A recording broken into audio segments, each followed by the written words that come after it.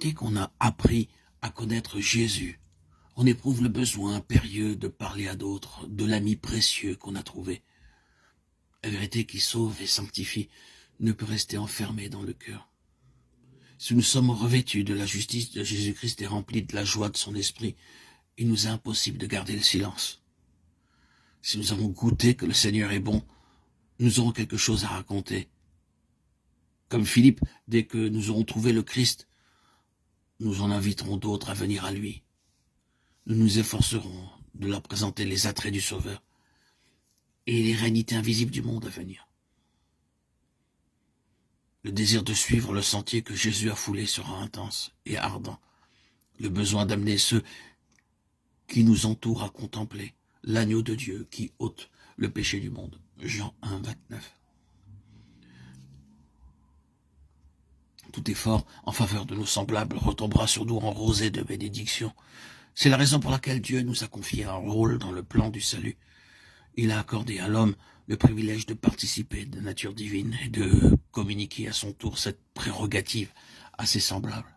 C'est là le plus grand honneur, la joie la plus parfaite qu'il soit possible à Dieu de nous accorder.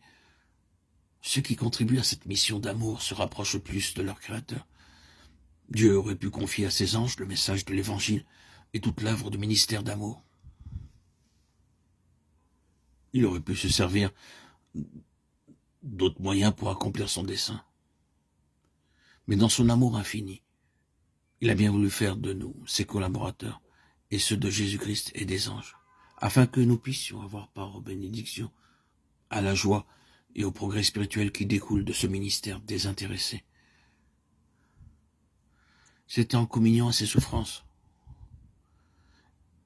qu'il nous est donné de comprendre Jésus. Tout acte de renoncement en vue de faire du bien à autrui fortifie en nous l'esprit de bienfaisance et nous rapproche davantage du Rédempteur du monde, qui, pour nous, s'est fait pauvre, de riche qu'il était, afin que par sa pauvreté nous fussions enrichis. 2 Corinthiens 8, 9. Et ce n'est que dans la mesure où nous répondons au but de Dieu, en nous créant que la vie devient pour nous un bienfait. Si vous voulez vous mettre à l'œuvre comme Jésus l'attend de ses disciples, si vous voulez attirer des âmes à lui, vous éprouverez le besoin d'une expérience plus profonde et d'une plus grande connaissance des choses de Dieu. Vous aurez faim et soif de la justice. Vous crierez à Dieu, votre foi sera fortifiée et votre âme pourra boire à l'entrée à la source du salut. L'opposition et les épreuves que vous aurez à surmonter vous pousseront à la lecture de la Bible et à la prière. Vous croîtrez dans la grâce et la connaissance de Jésus-Christ et vous acquérez une riche expérience. Le désintéressement en faveur du prochain donnera au caractère de la profondeur, de la stabilité, de la douceur et communiquera à l'âme la paix et le bonheur.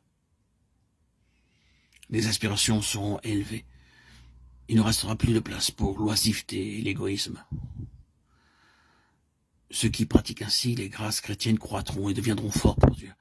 Ils auront une claire vision spirituelle, une foi ferme et grandissante, et une puissance nouvelle dans la prière.